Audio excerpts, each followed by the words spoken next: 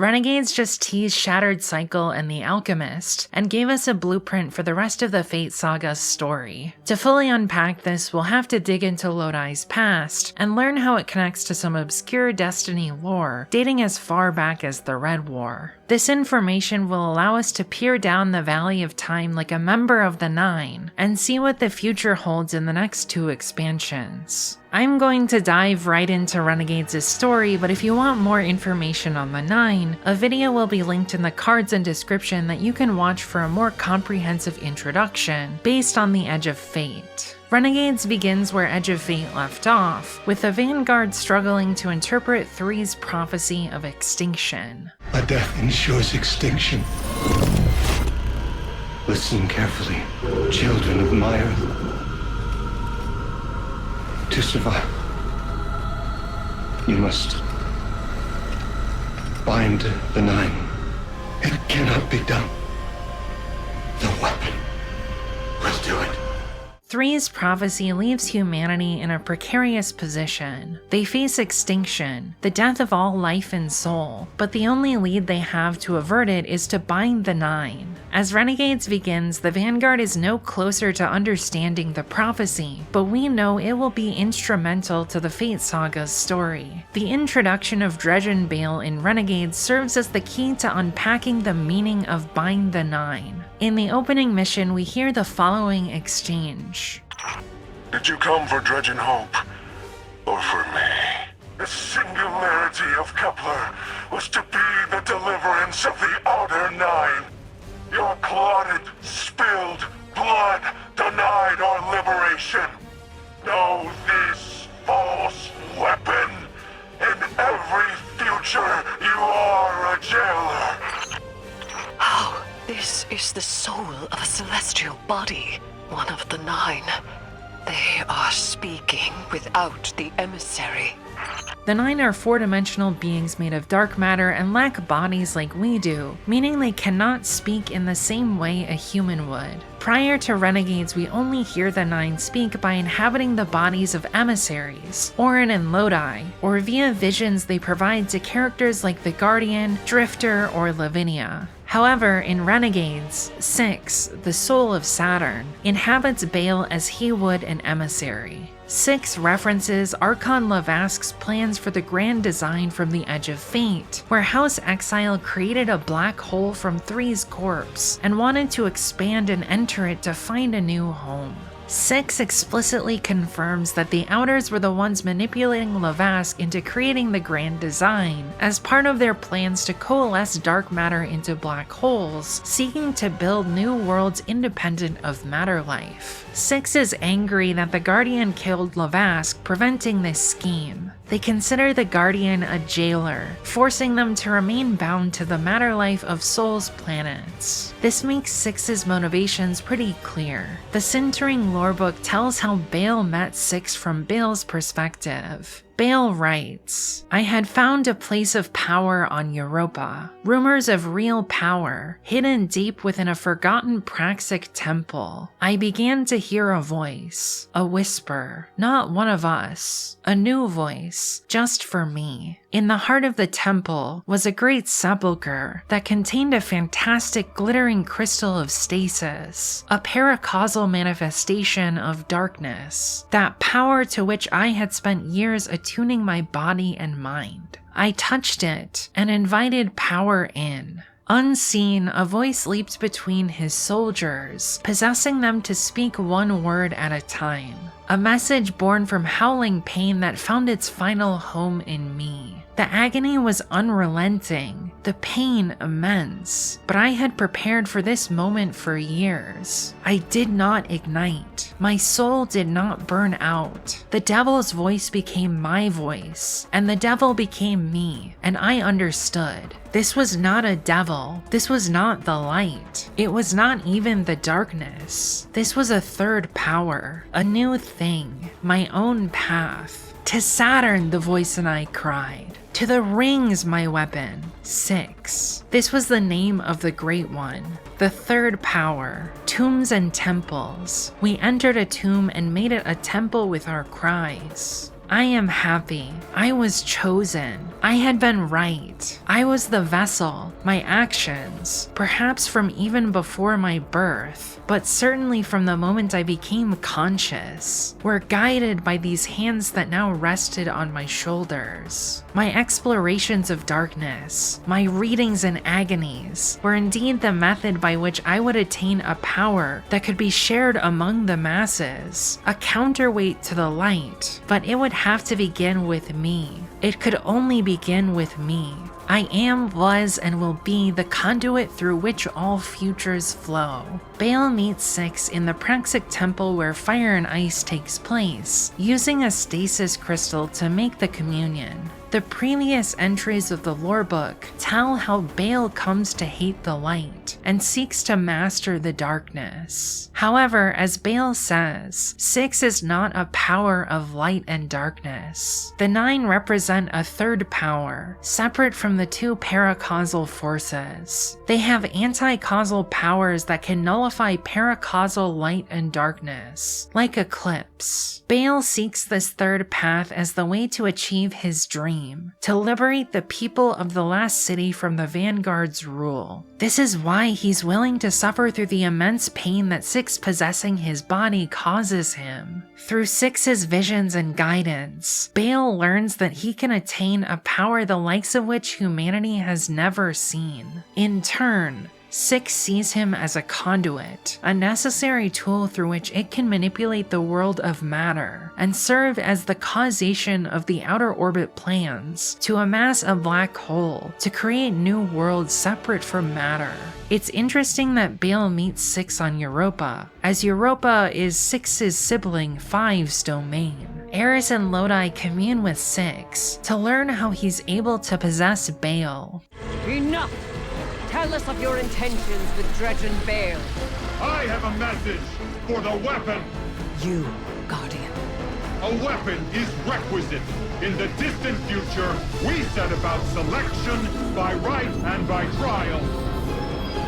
A weapon was chosen, not by all, not by me. This references the Edge of Fate, where the Nine vote on whether the Guardian should be the Nine's weapon, and whether Lodi should be their emissary. 6 members of the Nine assent to make the Guardian weapon, with only 5 and 6 dissenting, meaning the vote passes. This shows us that Six giving Bale power is in reaction to the vote. It's still unclear what the ultimate purpose of the weapon is in the plans of the extant members of the Nine, given that Six mentions they are required in the distant future. Six continues. The Outer lose a more compliant tool. A weapon the Outer command. Your Dredgen. Its knees bent and rings kissed. We gifted Bale the station core. Even after being elected as the Nine's weapon, the Guardian's loyalty is to protecting humanity. This is why they kill Lavask and prevent the expansion of the Kepler singularity. Angry that the Outer scheme has been foiled, Six counters by giving Bale power, establishing Bale as a weapon in opposition to the Guardian, one who will kneel to the Outer Orbits' demands. Six confirms what everyone suspected. He gave Bale the power and resources needed to establish the Barrent Imperium and build Nightfall Station, an anti-causal weapon. I'm not going to dive into the full depth of Bale's psychology or Eclipse energy here, but they will be the subjects of upcoming videos. Subscribe if you're interested in that. Six continues. With Three's death, protection negated. Prophecy is certainty. Our liberation demands causation. Volition does not exist. You will smear Bale into unrecognizable meat. For continued alignment, the Outer thanks you, weapon. The liberation is the Outer Orbit plan to free themselves from their dependence on Soul's life. Six is saying that the cause of that liberation must be set into motion. However, volition does not exist implies that free will is an illusion, and that the situation has a predetermined outcome. However, the Guardian being able to thwart the grand design in the Edge of Fate seems to imply that at least the Guardian has some ability to make their own fate. I don't think we should take the statement that volition doesn't exist as certainty, because there's a lot of evidence to contradict it. Instead, I think Six is merely posturing here, trying to manipulate the weapon into actions he desires. This is interesting considering how Six ends his message, saying that the Guardian will smear Bale into meat. This implies we will either kill or maim him. The final sentence is interesting, because despite how much Six antagonizes the Guardian, he ends by thanking us for helping the Nine's plans. This implies that everything we've done so far has played into the Outer Orbits' hand, or at the very least Six wants us to think that. We're possibly being set up to do something that will cause the Outer's liberation. In Fire and Ice, Bale describes the pain of his communion. Six's fire inside me, filling my lungs with smoke, white-hot pressure behind my eyes, burning and pressing down until there's nothing left under my skin but charcoal. But I don't die. I'm a hollowed-out vessel for something else. Forever. Is that all I am to Six? Why do you get to walk away from this weapon? Why you and not me? Apparently, the Nine choosing someone to be a role like emissary or weapon allows them to inhabit that person without pain, because they are fated for that role. However, Bale was not fated to be weapon, so his existence as a vessel is agonizing. This quote emphasizes that Six's possession of Bale is destroying him, causing pain, burning away at him. He's being hollowed out and forced to be a vessel for Six's will in the world of matter, an avatar through which Six can cause the liberation of the Outer Orbits. And yet he continues on this path, letting Six use him because he wants power and approval. Bale seems to be aware that he's fated for destruction, and that the Guardian will triumph over him, becoming the true weapon. They will walk away from Bale after he's smeared into unrecognizable meat. Charcoal to serve as the fuel for the fire of the Outer Orbit scheme, which will raise the life of Soul if not averted. The title of the lorebook that tells Bale's story is Sintering. Sintering is a process that creates a solid material by heating up the ingredients. For example, you can create charcoal by sintering wood. Thus, the title of the lorebook is referencing what Six is doing to Bale, hollowing him out by sintering his insides, so that he can be Six's vessel. That Bale is our first vessel unelected by the Nine is the first major clue to the meaning of Bind the Nine. In one of the Renegades post-campaign quests, Lodi has an epiphany. He finally grasps the meaning of 3's directive. The other 9 didn't stop Six, which means they didn't know what he was going to do. Being in that vessel, in this dimension, prevented the other 9 from seeing him. But there's a catch. I know when the 9 use me, they can't alter the future. But Six stayed. Anyways, my gut is screaming that we prevent extinction by stopping the 9 from altering fate. Bind the 9 by binding each of them to a body. And I know where we can start. There's something that's been trying to talk to me.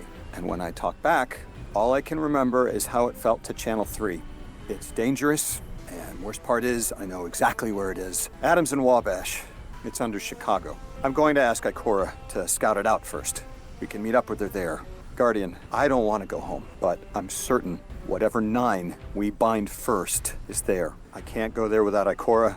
I can't go there without you. We must bind the 9 into unelected vessels like Dredgen Bale in order to prevent them from changing the future, allowing the Guardian to change fate and prevent extinction. This is the blueprint for the rest of the saga. The vessels are the bait for 3's plan. We'll find 7 more, 1 for each extant member of the 9, and trick them into inhabiting the vessels simultaneously, allowing us to steal fate from the gods, making the Guardian a paracausal Prometheus. Making visual representations of the Nine is dicey because it dilutes their mind-bending cosmic horror nature as established in the Dust lorebook. This makes binding them into people an ingenious workaround to preserve the eldritch aspects of their nature, while also making them into people we can actually fight in-game. It also creates an opportunity to distinguish each member of the Nine by giving them unique voice actors, the Vessels. This is a masterful play by the Bungie narrative team.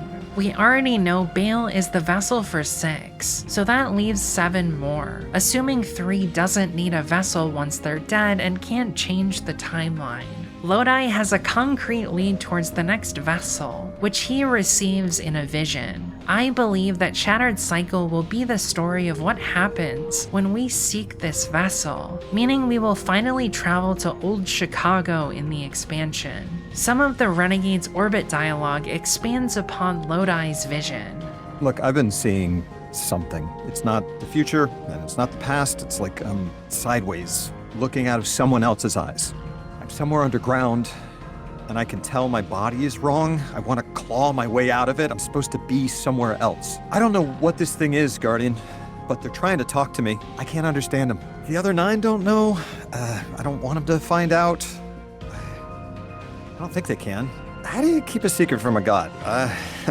Lodi peers sideways out of the eyes of someone who is presumably the next vessel, hidden somewhere underground in a body that was not made for them. They have an animalistic desire to escape their body and situation in order to do something else. To achieve that end, they reach out to Lodi for help. Lodi realizes the importance of this, and that the 9 don't know about this vessel, so he tries to keep it a secret. It's interesting that he specifically uses the language the other 9 don't know. This implies that it might be a member of the 9 who's trying to communicate with Lodi. However, in the quote explaining the nature of vessels, Lodi specifically says, All I can remember is how it felt to channel 3. This is a reference to the Edge of Fate, but there's 2 possible moments Lodi could be referring to. Lodi tries to channel 3 in criticality, but this happens. Something's wrong. 3 isn't talking. I just see flashes.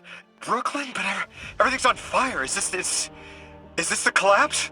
When Lodi tries to channel 3 in order to get help with the Ionian reactor, 3 shows Lodi visions of death and destruction, the desecration of their Earth. This is because at this point 3 is already dead. They cannot help. They are merely trying to show Lodi that they've been annihilated. The second moment is the ending cutscene where Drifter uses the Hall to resurrect 3 so that they can use Lodi to speak and deliver their prophecy and message to humanity. In both scenarios, Lodi is trying to channel a dead member of the 9. He's effectively reanimating a corpse to communicate with it. This makes it very curious that Lodi says talking to the person who's underground feels like channeling 3.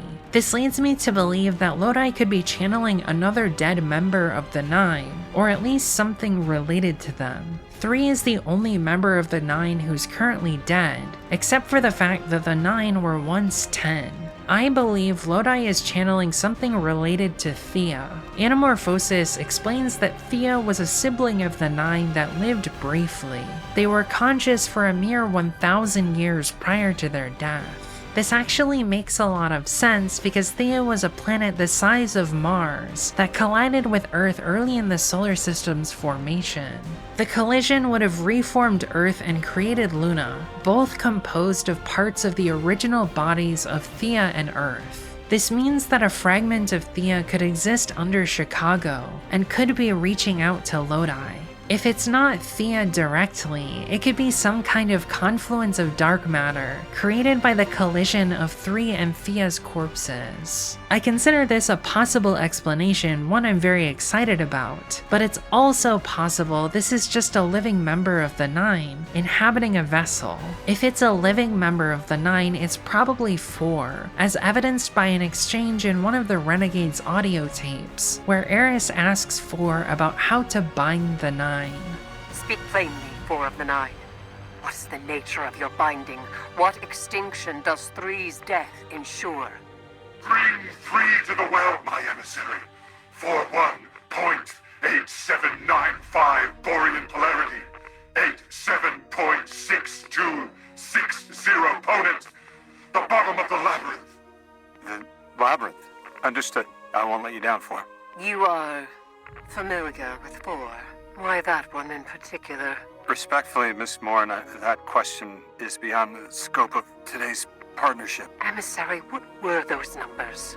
They were latitude and longitude that howled like a wolf. It's home. Something is under Chicago. 4 specifically tells Lodi to bring 3 to the well at the bottom of the labyrinth. Evidently, there's a deep well somewhere at the bottom of a maze of tunnels. Because the subtitles spell out the word 3 rather than using the Roman numerals that are how 3 of the 9's name is written, I think 4 is telling Lodi to bring 3 people to the well. The previous quote about the vessels has Lodi tell the Guardian he needs to bring them and Ikora, so I think they form the group of 3 4 is asking for. They likely need to do some kind of ritual or task at this well. The Guardian is probably needed to be the weapon, and Ikora and Lodi are likely needed because of their pasts. 4 gives Lodi a set of coordinates, likely the location of the well. Borean is an obscure way to say north, which is derived from the ancient Greek god Boreas, the god of the north winds and the winter they bring in the northern hemisphere. This is also where the term aurora borealis comes from. Likewise, ponent is an obscure way to say west, which comes from the Italian word for west. Thus, the coordinates are 41.8795 north, 87.6260 west, which if we plug into Google Maps, spits out the intersection of Adams and Wabash in downtown Chicago, like Lodi mentioned in his quote about the vessels. This intersection is of great importance as it's also mentioned in the DEO envelope from the Year of Prophecy Collector's Edition. On a document about the DEO's policy on badged entry and parking,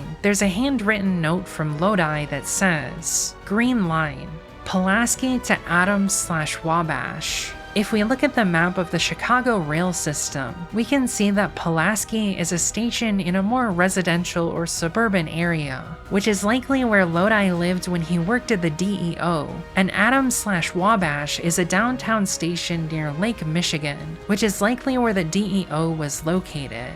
This means that the entity trying to talk to Lodi is likely located underneath the ruins of the DEO, which tracks with another Lodi quote from Edge of Fate, which describes how he came to the future.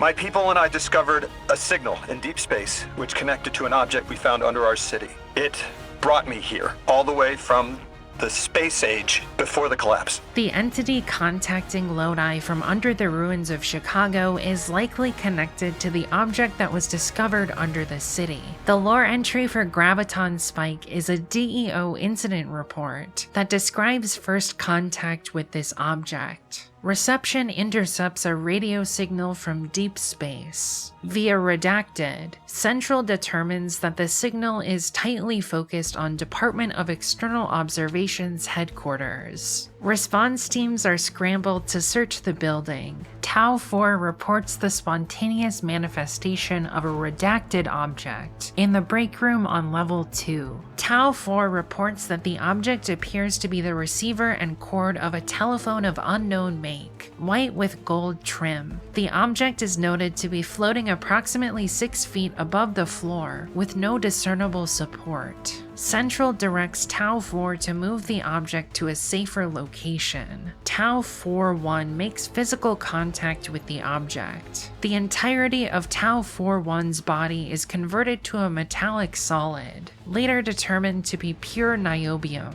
Tau 4-3 attempts to move the object with his service rifle. Tau 4-3 reports that his weapon begins to twist upon contact with the object, beginning from the muzzle, but he's able to move the object without resistance. Tau 4-3 and his service rifle are violently drawn towards the object. Tau 43's service rifle is twisted into a large circle, while Tau 43's body contorts into a shape resembling the letter N.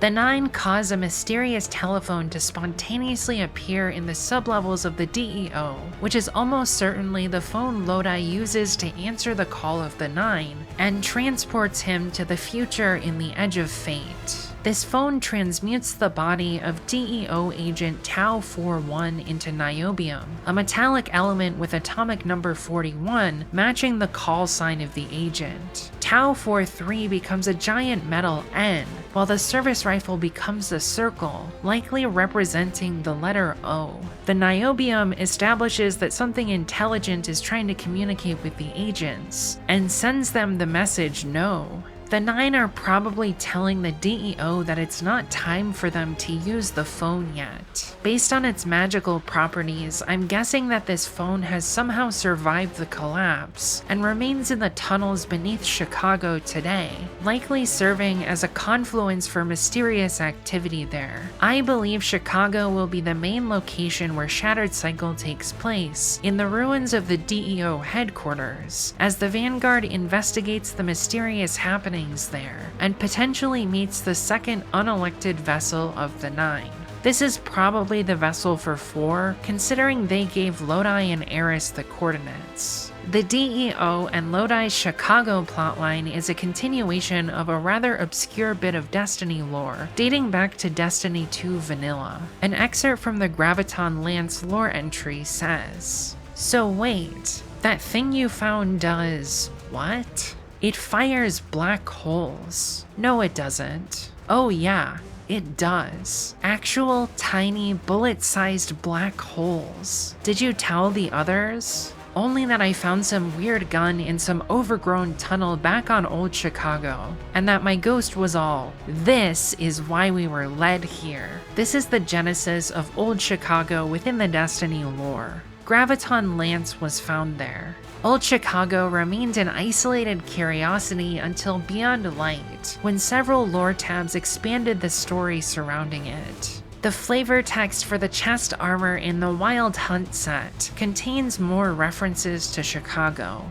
Each flavor text is a quote from a guardian of the Trials lore fire team that belongs to the class each armor piece is worn by. The Warlock flavor text says, "I've studied the enemies of the light, and I don't know what lured us to that ruin in Old Chicago and killed all those guardians. But I know it was hunting us. Sheura, Awoken Warlock." The Hunter flavor text says, "We tracked the thing all the way to the ruins of Old Chicago, down into the tombs. We weren't hunting it, it was luring us." Aisha, Human Hunter. The Titan flavor text says, "This thing we were hunting, it was smart, scary smart. It trapped us in the tombs below Old Chicago, picked off the other fire teams one by one." Read 7, Exo Titan. The Trials fire team appears to have had an encounter with a monster that hunted them and lured them into the tombs beneath Chicago, likely some sort of tunnel system resembling catacombs, which we can infer is 4's labyrinth. I believe this incorporates the DEO sub-basement where the phone incident occurred. The Old Chicago labyrinth now has a minotaur.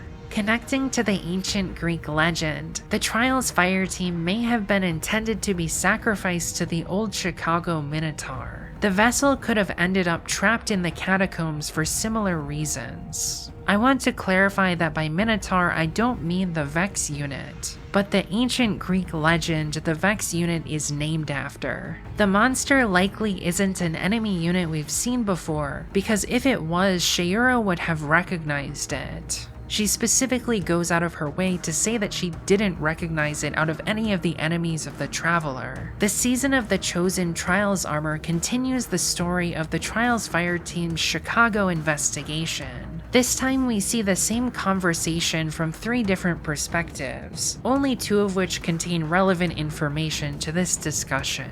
The hunter leg armor says, "Do you remember Chicago?" Aisha asks, unable to pry her eyes away from the traveler's silhouette. Shayura's response is a nonverbal acknowledgement. "I thought we were gonna die in the crypts," Aisha continues. The warlock leg armor says, Shayura hears Aisha talking beside her, but her thoughts are distant. Shayura grunts a reply, hoping indifferent is enough. But Aisha keeps talking, something about Chicago, about memory. Shayura grips the railing and watches the people staring up at the traveler, and she cannot bear to look up with them. "I remember." Shayura finally replies, her own internal fears overlapping with memories of dark times that her fire team experienced below the ruins of Chicago. "I never forgot how abandoned we felt," Shayura adds, a tightness in her voice. "The day Gaul stole the light, when they were so far from home, when they went from hunters to hunted." This reveals that the Trials fire team was in the old Chicago tombs on the day Gaul stole the light in the Red War, meaning they were defenseless without their light. It also connects temporally to the Graviton Lance entry, as Graviton Lance is a Red War exotic. This means it was the Trials fire team who found Graviton Lance, as they were hunted in old Chicago by the Minotaur. This story thread is dropped for several years until episode Revenant, when it appears again in the Icebreaker lore from Vesper's host. The relevant section reads, Hake's Golden Age predecessor had a terrestrial office in what was once the city of Chicago.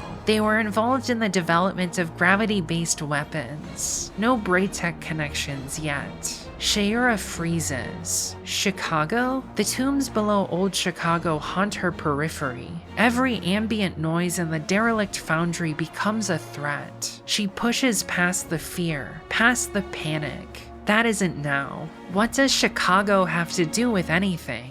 This is an incidental mention of Chicago, but it adds the idea of a derelict weapon foundry in Chicago. This explains the existence of Graviton Lance and it being found in the tombs. Hake's predecessor is essentially confirmed to be the DEO by the Edge of Fate. A blueprint for Graviton Lance is hanging on the walls of the DEO in the Edge of Fate cutscene about Ikora's past. In one of the Edge of Fate side quests, Ikora asks Lodi what she worked on at the DEO, and he says, "Officially aeronautics, unofficially what we call Project Graviton. Our scientists discovered technology that allowed us to punch small holes through space-time." The Edge of Fate Collector's Edition also contains 2 DEO memos that we can infer are about Graviton Lance. The first says, after extensive review of the materials recovered from the redacted incident, I can find no conclusive link between the weaponry and energy sources present at the incident, and the evidence from the scene of President Kennedy's assassination. Redacted does not mean no link exists, merely that the evidence does not support such a conclusion. The incident being referenced here is likely the arrival of the 9 phone in the Graviton Lance lore tab. This means the DEO investigated a connection between JFK's assassination and the 9 phone incident, but weren't able to confirm one existed. This implies the Graviton Spike lore tab occurs in the early 1960s, likely around the time of JFK's assassination. Lodi was also likely taken from the 1960s, sometime after November 2nd, 1963, although we don't know the exact date. I would guess it was sometime in 1964, as the weather in the Ikora Edge of Fate cutscene looks warm for the Midwest, placing that cutscene sometime between late spring or early fall. It obviously could be a different year, but 1964 seems most likely to me. The document immediately following the one I just read says, as Redacted testifies, both imaging and physical examination of the brain revealed extensive disruption of the tissue. While this is expected of a gunshot wound, closer examination by our department revealed subtle patterns in the disruption. Redacted and Redacted concur that the pattern is indicative of tissue being pulled towards the projectile as it passed through the skull before it was pushed outward again. This unusual behavior redacted. Placed in context, this seems to imply that JFK's assassin used a graviton lance-like weapon as his brain matter was pulled towards the bullet. The implication is that graviton lance was involved, but we don't have any further details, like who the assassin was. Based on the documents, it seems very unlikely the assassin was officially connected to the DEO, otherwise they wouldn't be investigating the incident. These documents are playing up the conspiracy theories surrounding JFK's assassination in the fictional context of the Destiny universe. Perhaps in Destiny, Lee Harvey Oswald was working for the Nine. Renegades introduces a character called the King of Chicago in the lore tab for one of the Sparrows, which contains an excerpt from a play of dubious veracity. The best stories are the ones you're never certain are true. The Columbiad, Part 1, Myths of the North American Dead Zone. Act 2, Scene 1. The King of Chicago sits up against the remains of the seared tower, wounded in his side. His ghost, Fool, enters stage left, still reeling over their argument from that morning. She heals him. Fool, I cannot stand your hurried, brash approach. The monster hunts for you if it escapes. King, and what of it if this life be my fate? For Chicago, sleeping kingdom, slumbers still. When I defeat this lost and maddened beast, then I ensure humanity's return. I must divert its eyes from lonely ghosts. Fool, nobility like yours, it needs no crown.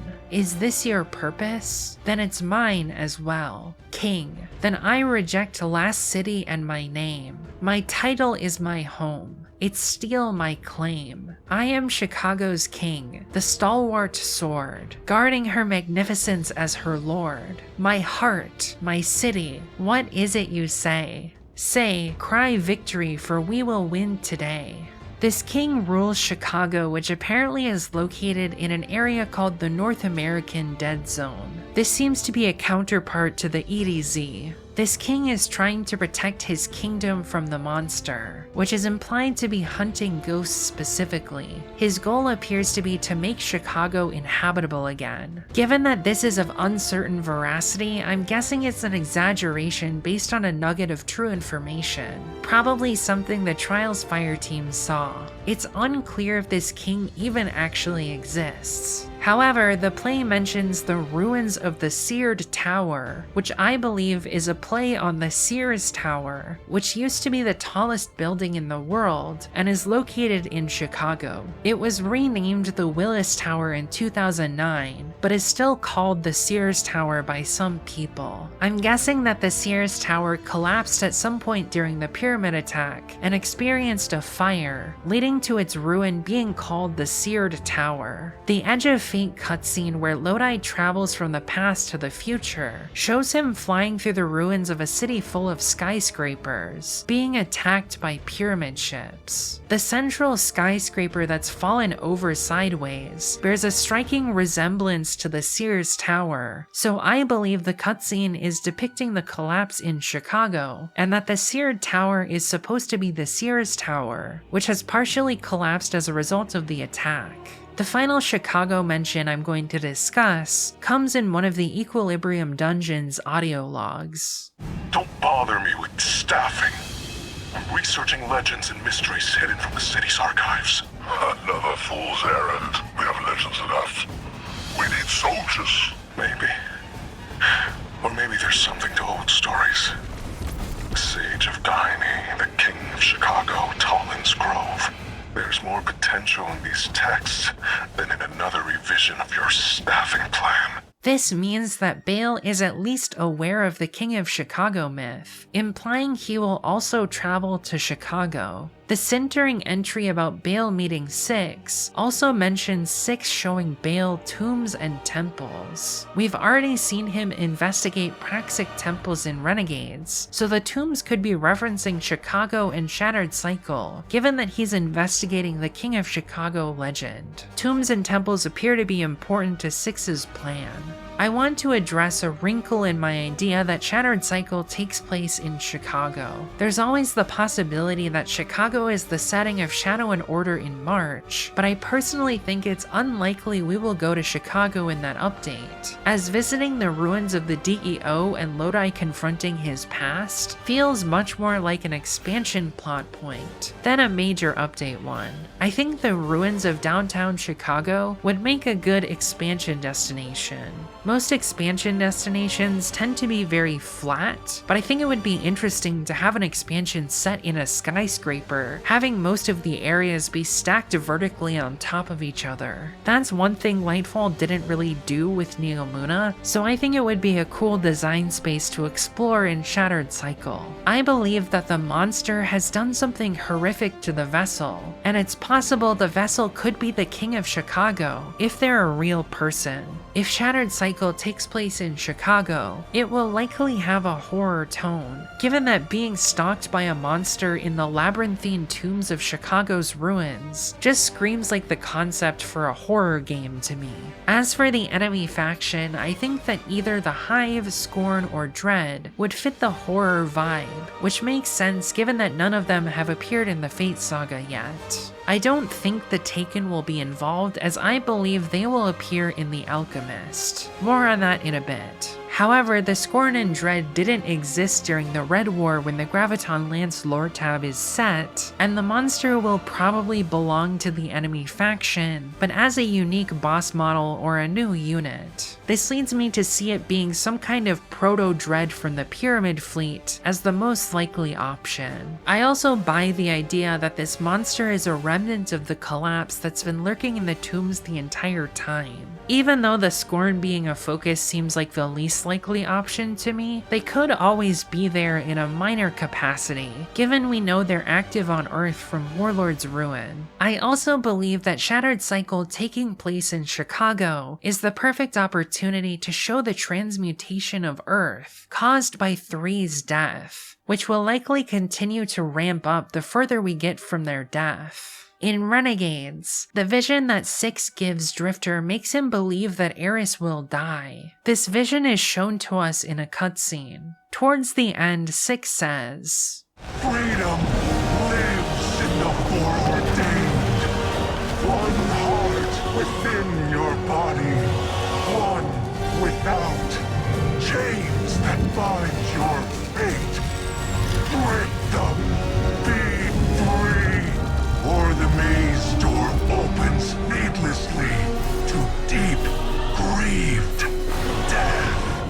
I think this passage is referring to Eris as the one without chains that bind your fate, given that she no longer has a ghost. If that's Eris, the maze door opening needlessly to deep grieved death could be referencing Eris's death. The maze door makes me think of a labyrinth, which could be the tombs of Chicago. Perhaps the event that 6 was referencing regarding Eris's death could happen in the tombs of Chicago. Eris being present would make a lot of sense for a Hive or Dread focused expansion.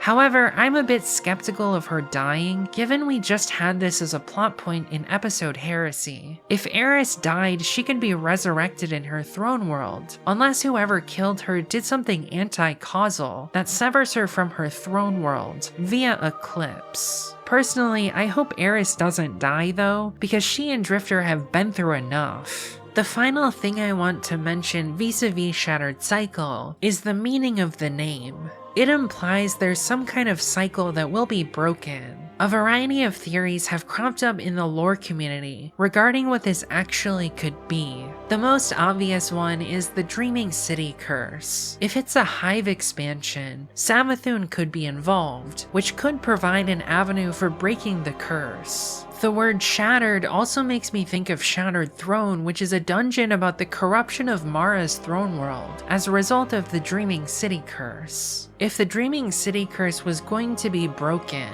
I think that could be achieved via the 9 now that we know they have anti-causal powers. They could use Eclipse to nullify Savathun's wish to Riven that perpetuates the cycle, ending the curse. I'm not sure what purpose that would serve for the plot though. The other cycle candidate that comes to mind is Elsie Bray's time loop.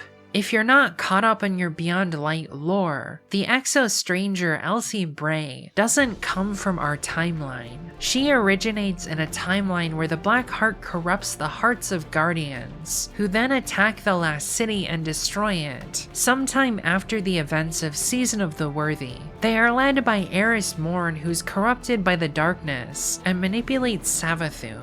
Eris eventually performs a ritual to destroy the Traveler, which results in it shattering in the sky. The word shattered is specifically used in the lore. After the Traveler shatters, Elsie Bray finds herself transported to an earlier point in the timeline, when Cade 6 becomes Hunter Vanguard. She then tries to avert her dark future but fails multiple times, experiencing a time loop, until our timeline, where she tells the Guardian to destroy the Black Heart during the events of Destiny 1, eventually leading to the Witness's defeat. In a sense, we've already shattered Elsie's cycle by destroying the Black Heart. However, we still don't know very much about the cause of her cycle. I'm personally partial to the theory that the Traveler enabled it, but I could easily see this being folded into the Fate Saga by revealing that the Nine placed her in the cycle in order to set the conditions by which the Vanguard would triumph over the Witness. However, sending Elsie back in time would contradict chronal flow, the rule established in Edge of Fate that the Nine can only send things forward in time rather than backwards. I also think that the Bray storyline is overdue for a continuation,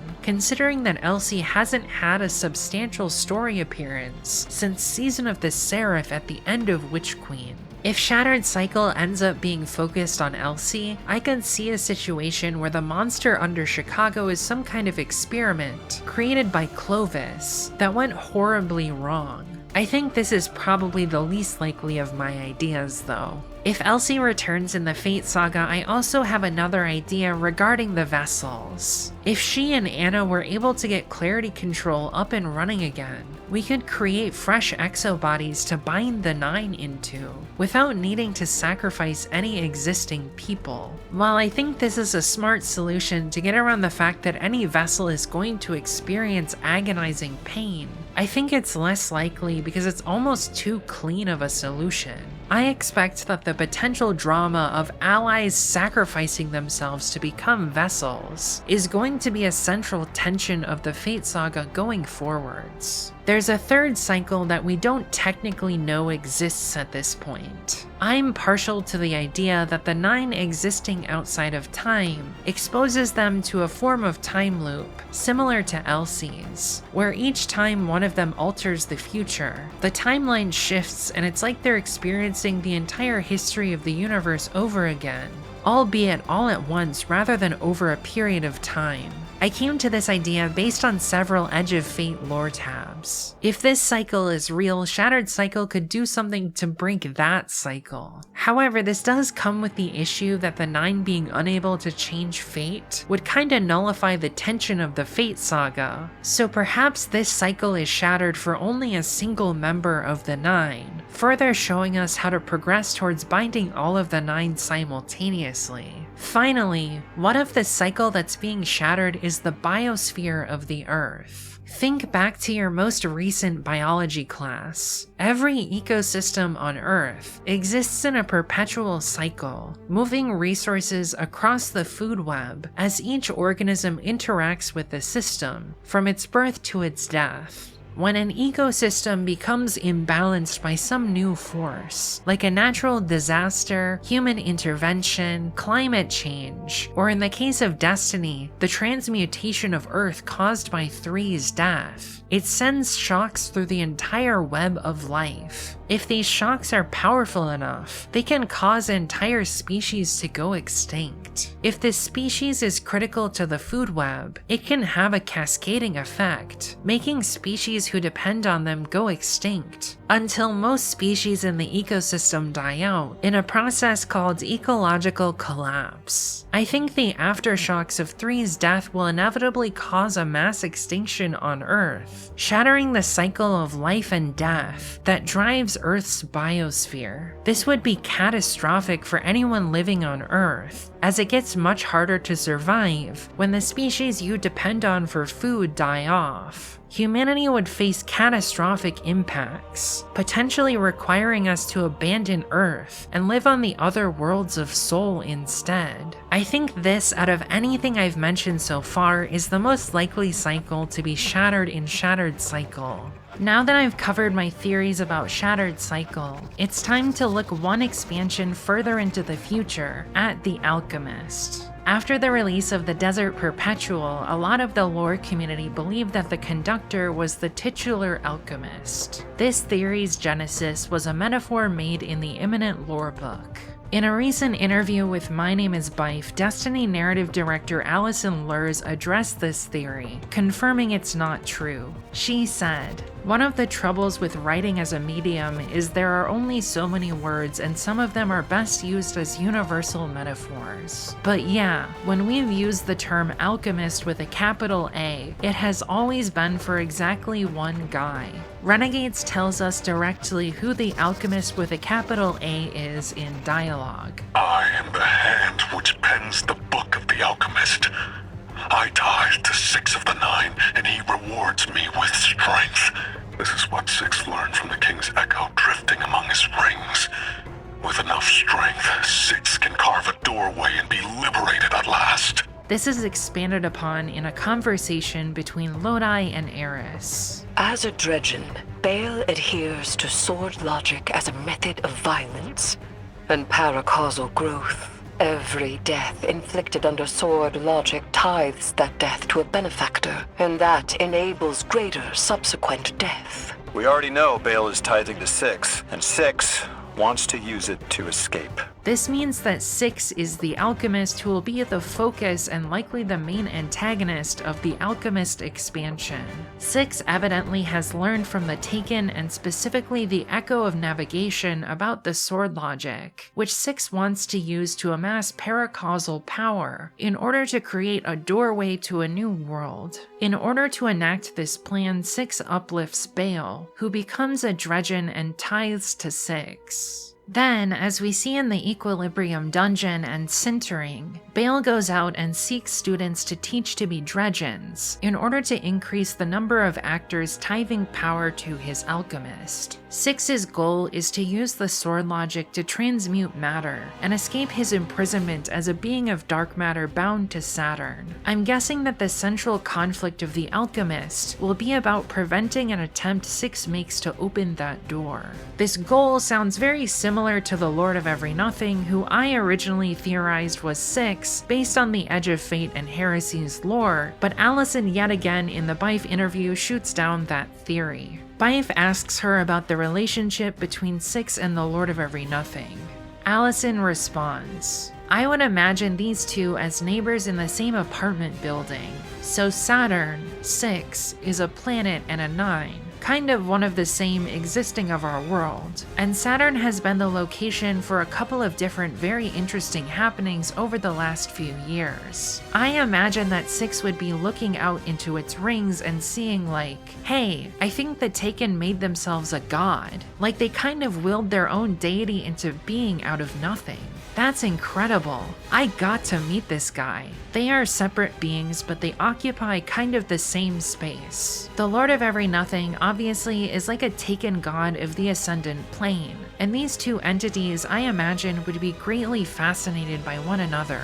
They both kind of have what the other one want. This implies that while they are separate from 6, the Lord of Every Nothing may still play a role in the Alchemist, and even potentially form an alliance with 6 considering their similar goals. This is why I think the Taken are going to be the main enemy faction in the Alchemist, because the expansion focused on 6 seems like the perfect time to flesh out the relationship between the two neighbors. I also think that Xivu Arath could be involved in some capacity, because she probably will see 6 and the Lord of Every Nothing trying to ascend the Taken throne as an affront to her brother's legacy.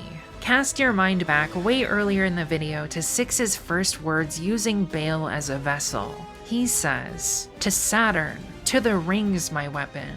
I think this is a hint at the setting of The Alchemist. I think it's only logical that the expansion about 6 would take place somewhere in the gravity well of their planet, Saturn. My interpretation of this line is that 6 is literally telling Bale to go to the rings of Saturn, the base of 6's power, to go do something. If you're a Destiny player, you might think of the Dreadnought when you envision Saturn's rings. However, put on your astronomy cap for a second. Not a lot of people know this, but Saturn's rings actually contain a series of moons and moonlets within them. They also extend much farther beyond Saturn than you typically see depicted. This is because the outermost 3 rings are rather faint and difficult to see, so they're not typically depicted in drawings of Saturn. In particular, the E-ring contains several major moons of Saturn within it, stretching from Mimas to Titan. The source of this ring is believed to be cryovolcanism originating from Enceladus. Enceladus is of particular interest to me because it's been mentioned several times in Destiny lore, most recently in the Desert Perpetual lore. A fragment of the soloist shell reads, "Plasmic auroras send eerie wails into the black, skittering ricochets across Enceladus and through the Ascendant realm." 6 says, "Our strength is absolute as I have seen it. We shall exert our will. The tool of conduction will bear a scheme by fated law, as we dictate." In this lore entry, Enceladus could just be set dressing leading up to 6 speaking, but I think it's a likely location for the Alchemist to be set. It's within the E-ring serving as its source, and is a place of interest scientifically. Enceladus is an icy moon similar to Europa that contains a subsurface ocean, and is implied to have native subsurface life in the Destiny universe by the Deepstone Crypt Journal. Back in Forsaken, Cade left a coded message for Petra Venge, mentioning that something was on Enceladus. At the time, there was a popular theory that this was the location of the Deepstone Crypt, which was proven wrong by Beyond Light showing it's on Europa. If the Alchemist is set on Enceladus, it could finally pay off Cade's mystery.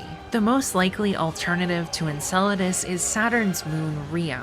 In the Destiny 1 Grimoire card for the Queen, Marasov, Rhea is mentioned. More of your brother's crows have entered the cauldrons of Rhea. The witch directly before her spoke with a dry buzz. The 9 do not approve. She stopped a moment to study the sealed face of a cell. Send them one of our prizes, something to commemorate our mutual victory. And which of your prisoners would you gift? If she paused to think, it was only for an instant. Send them Skolas. Rhea is potentially a stronger candidate given that we know the 9 have some kind of interest there. Rhea is farther out than Enceladus, but still within the E-ring. Rhea is the second largest moon of Saturn after Titan, and is tidally locked, meaning that one side of it always faces Saturn. Rhea's mention is again in connection with the Awoken, so I think they will be involved in the story of the Alchemist somehow, regardless of which moon it's set upon. Finally, back in the Equilibrium audio log I played earlier, Bale mentioned the Sage of Dione. Dione is a third moon of Saturn contained within the E-ring, between Enceladus and Rhea. Dione also comes up in the lore tab for Chromatic Fire. It was one Gia who told me. At first I didn't believe her. I mean, it's one Gia. She believes in moon fairies and the continent of Antarctica, but she showed me the crystals. I examined the lattices myself. The crystals hold no natural attunement to any one fundamental force, but when exposed, achieve perfect fundamental force conduction. The name Pergamon never turned up, but where else could these crystals have come from but the orchards of Dione? Chromatic Fire appears to have some kind of effect that allows it to attune with any paracausal element. This could potentially be related to the 9's third power. No sage is mentioned, but this sage could inhabit the orchards of Dione. Perhaps Bale will go to Dione as well in The Alchemist. All of these compelling references to Saturn's moons make me wonder if The Alchemist will take place across all 3 that have been mentioned, Enceladus, Rhea, and Dione. I do want to mention Talon's Grove, which is the third legend Bale investigates in that audio log.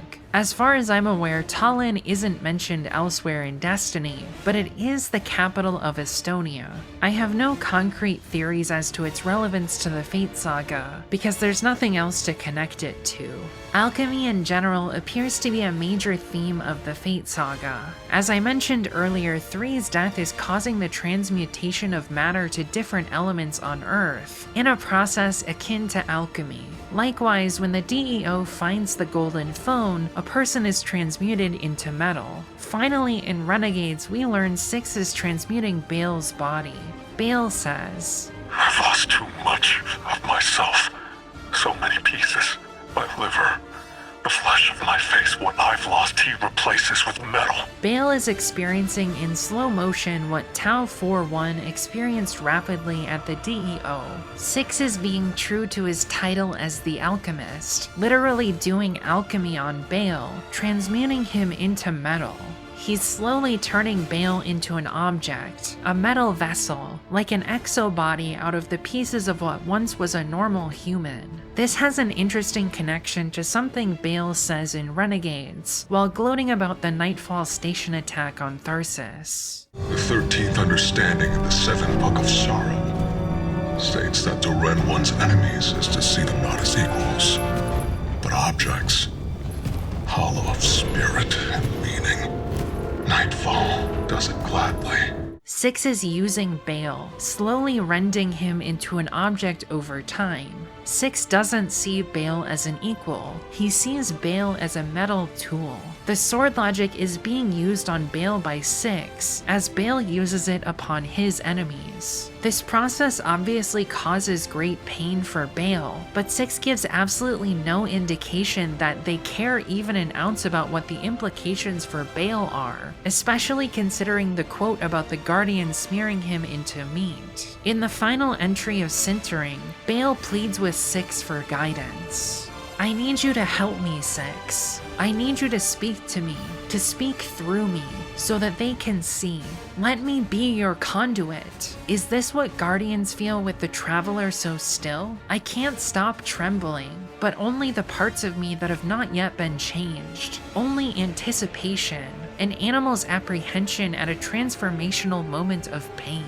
Those that have been made in the shape of his vision are all the better at channeling his power. The agony shaped me from meat to beauty, gave me meaning beyond a decaying body. Please, 6, direct my hands, direct my feet, direct my search to those who would more willingly become my Dredgens. Find me those who can endure the agonies necessary to become open to your power. I am your vessel, but the more I channel your strength without you, the more my own wanes. This shows pretty directly that Bale is losing his own will, and is slowly becoming a puppet for 6 to control. He has less and less power each time he tries to do something independent of 6, and more power each time he does something according to 6's will. This implies that Bale will slowly disappear, and that his fate will be as a mere object, a hollow vessel for his god to inhabit. This is a grim fate, one that's difficult to ask anybody to endure, and yet we must convince 7 other people to undergo this process for the remaining 9. This serves as a massive iteration of the trolley problem. On one track, the lives of 8 individuals, and on the other, the lives of every living being and soul. The 9 have the ability to send trains hurtling down the track, but only the Guardian can flip the switch. If you were in that position, what would you choose? Beyond the Alchemist, the shape of the Fate Saga is very unclear. Bungie employees have stated in interviews that they haven't started working on the midpoint yet, and that the plan is for it to be a multi-year saga. I think it's very unlikely that the Fate Saga will end with the Alchemist. If everything goes to plan financially, I think it will last roughly 5 years. If Bungie continues with the 2 expansions per year model, that would mean 10 expansions. I can imagine a world where the next 7 expansions are each about finding another vessel for the 9, and then the final one is about some kind of ritual to bind the 9 to the vessels. However, that would be a bit formulaic, and I'm guessing the writers will throw some additional wrenches into the works. This obviously raises the question of who the vessels will be and what their binding will look like. There seems to be a connection between Bale and Six in terms of temperament. They're both edgy and willing to do terrible things to gain power. We could potentially see similar connections between future vessels and their members of the Nine. I have some theories about who the vessels could be. I'm guessing that some of them will be new characters, but others will be familiar ones. The first person that comes to mind is Lodi. We know that when the Nine inhabit him, it has the same effect as Bale, making them unable to alter the timeline. However, it's unclear if he can be one of the vessels, considering he's been created to be the emissary. If Lodi was going to be a vessel, I think he would be more than willing to do it, given his willingness to become emissary. That exchange with Six where they give him the atoms and Wabash coordinates leads me to believe that 4 would be the most likely candidate, although 9 certainly would want to get under Lodi's skin if Edge of Fate is any indication. I also could see Zavala choosing to sacrifice himself by becoming a vessel. Throughout the Edge of Fate, the 9 referred to Ikora as commander, referencing the fact that at some point in the Fate Saga, Zavala will no longer be commander, leaving Ikora to fill that role. I believe that in the face of Extinction, Zavala would choose to put himself in danger and risk death if he knew it would save humanity from extinction. Think back to Final Shape, where he risks himself by communing with the Witness in darkness, ultimately losing his ghost, but is able to receive the message from the Dissenters that leads to the defeat of the Witness. Who he could be a vessel for is another question. The most logical idea is 4, given his connection to Mars, overseeing many missions there, including Cerberus Bay 3.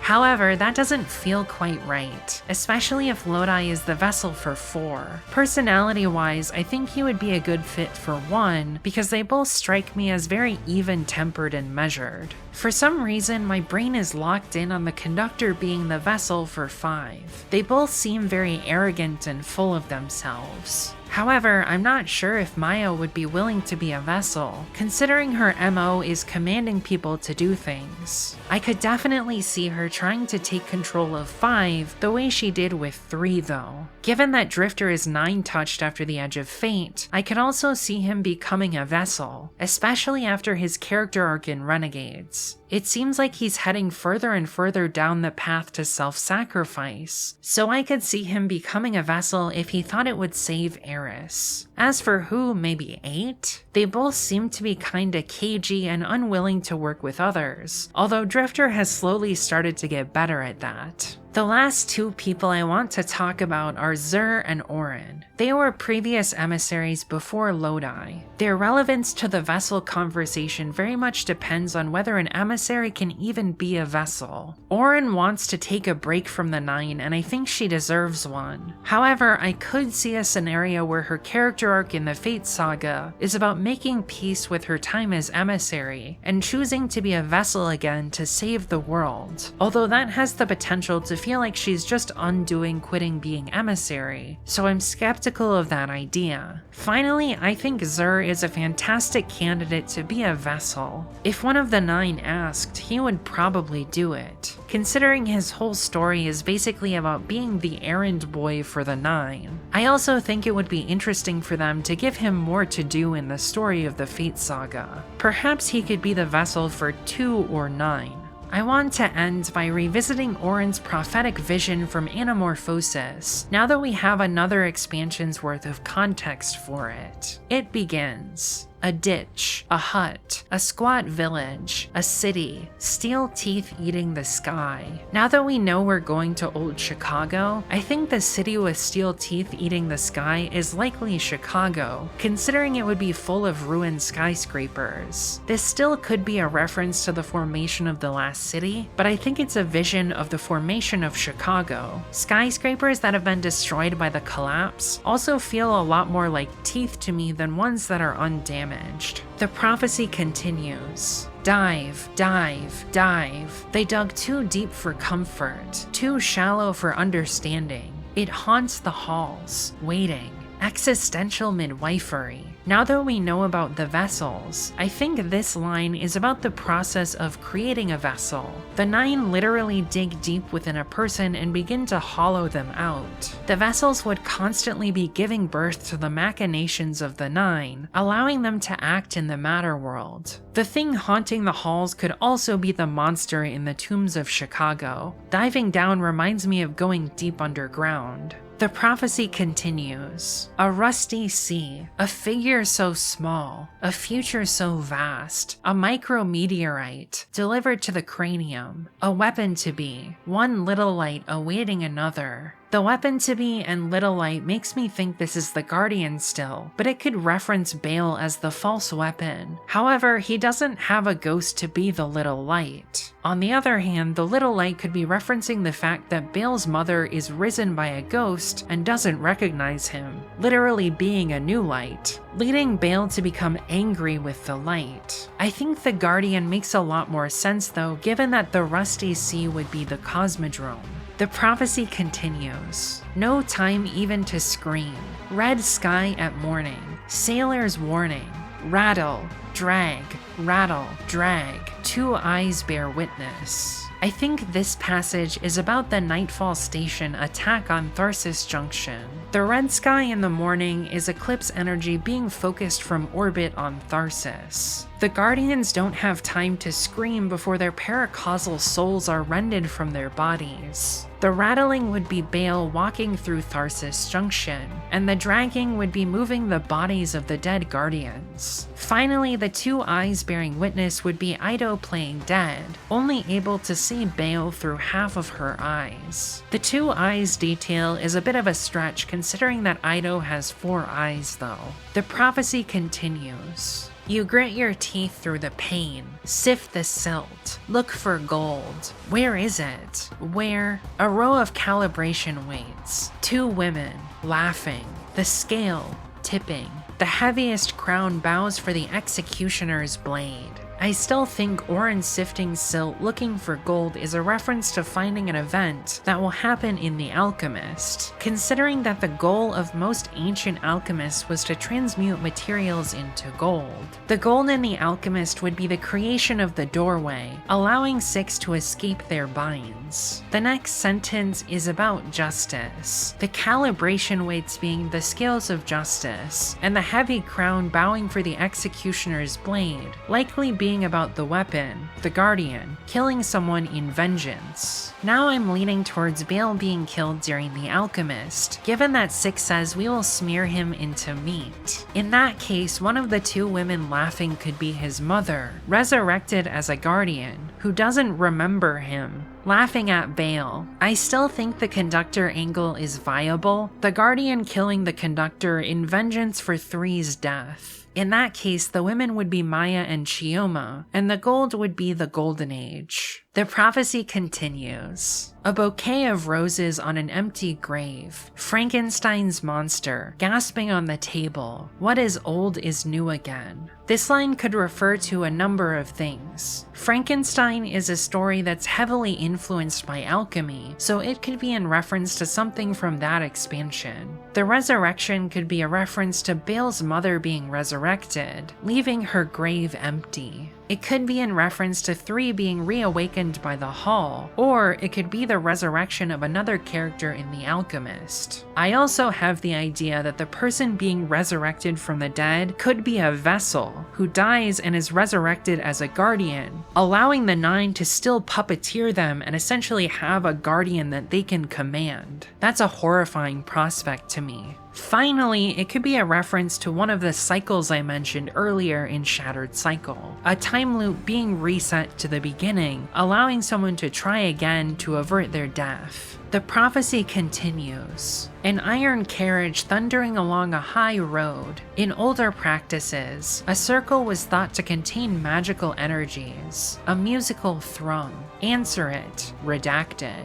The circle containing magical energies is still almost certainly a reference to alchemy, as the alchemical symbol for both gold and the sun, which is a circle with a dot in the center. This could mean that 6 and 9 have some kind of interaction in the Alchemist, or that somehow 6's plan involves doing something to the sun in order to create his version of gold. Otherwise, it could just be referring to gold and not the sun, or referring to something that 9 does. I'm less sure what the iron carriage is. It could still be a hearse of some kind, or it could be a weapon or a vessel. If it is a vessel, it would likely be Bale, considering that 6 keeps replacing his body parts with metal. The musical thrum is likely related to the alchemy surrounding either gold or the sun. Finally, the blacked out name with 4 letters still could be Lodi or Maya, but now I'm inclined to believe it's Bale or Loom, given their more direct connection to 6, the Alchemist. More likely Bale. The prophecy continues. A letter plastered in stamps. Care of the weapon.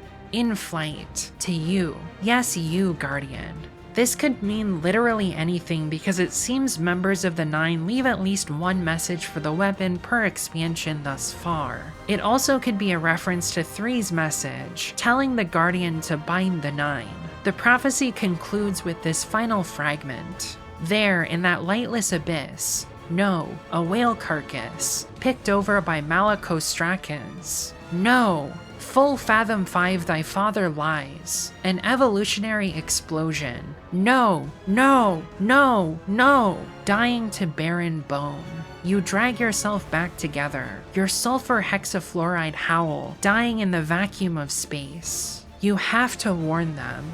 This entry is talking about an abyss at the bottom of the sea, with a dead whale being picked over by scavengers. Since I made my last video about this lore entry, I've realized that full fathom 5 thy father lies is a line from The Tempest, a play by William Shakespeare. Full fathom 5 means 30 feet underwater, given that a fathom is 6 feet. In context in The Tempest, this line is talking about a decaying carcass at the bottom of the ocean, which tracks with the decaying whale in Cresmoy. The speaker of the line from The Tempest is the fairy Ariel, for whom one of the moons of Uranus is named. Many of the moons of Uranus are named after characters from Shakespeare, because the planet was discovered in 1781 by a British astronomer. In fact, he tried to name the planet after the King of England at the time, George III. Could you imagine if 7 just decided to go by George? That would be very funny. The reference probably doesn't literally mean there's a connection to Ariel and 7 though. I think it's just a poetic way to talk about death. The evolutionary explosion is still likely the extinction event foretold by 3's prophecy. I'm less sure what that form will take at this point, but I still kinda like the idea of 9 dying, which causes the sun to decay and explode. The Cresmoy prophecy is likely not meant to be taken 100% literally, but I think it gives us lots of good hints and directions for speculation about the future of the Fate Saga. We now have a much better idea of how to defeat the 9. We need to bind them into vessels so they can't interfere with the timeline, and then we need to change the future, potentially using the 9's power over time against them to prevent extinction. That's all I have for future Fate Saga predictions. I'm curious what you think of my theories. Let me know in the comments and also tell me if you have any interesting theories, especially about Shattered Cycle and the Alchemist. As always, thank you to my channel members for helping fund this video, and thank you to everyone for watching.